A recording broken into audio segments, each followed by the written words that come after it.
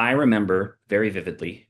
Um, this was probably 6 months before,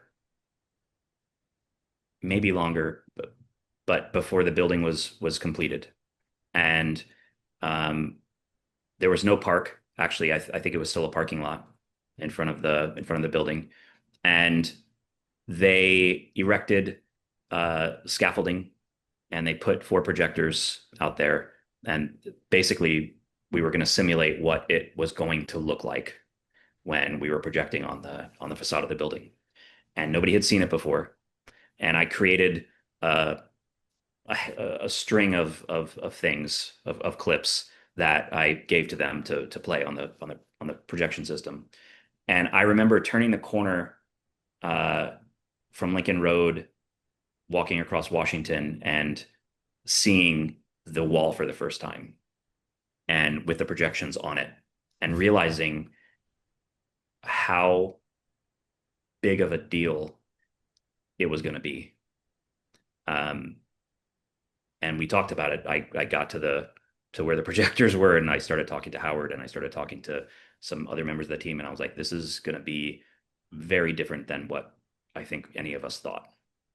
Um, because it was such a massive, the scale of it was just something that and this was with no sound, So, I mean, now the, you get the scale of it, and you also get this crazy, beautiful, powerful sound as well.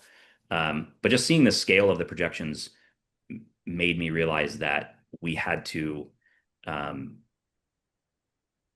we had to do something that was really powerful, really compelling, because if you make a mistake in 7,000 square feet, it looks really bad. Mhm. Um, and with seeing something at that scale, uh, it made me realize that we really needed to be careful about how we were approaching these productions. And we did our first WALLCAST actually the opening week, which was a terrifying experience. At that point, we had only ever done uh, a handful of, I think maybe six post-produced webcasts at the Lincoln Theater, which were very modest affairs. So this was our first big production, and it was in the opening week, and the systems weren't 100% complete, and we were learning everything as we were going. Um, but the evolution of the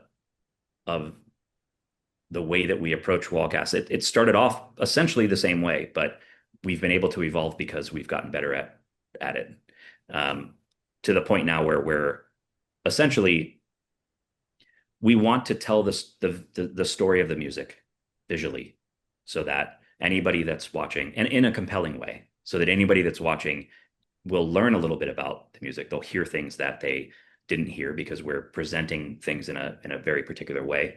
But we're also visually, hopefully, uh, adding to the drama or the emotion or whatever's happening in the music in a way that is subtle, but I hope is super compelling to the audience.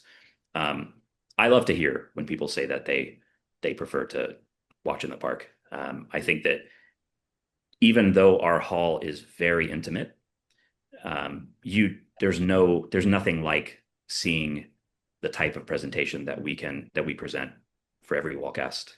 No matter where you are sitting in the hall, even if you were sitting on stage, you still can't get that type of immersion, and you still don't get that type of thoughtful um, presentation of the music that helps tell the story.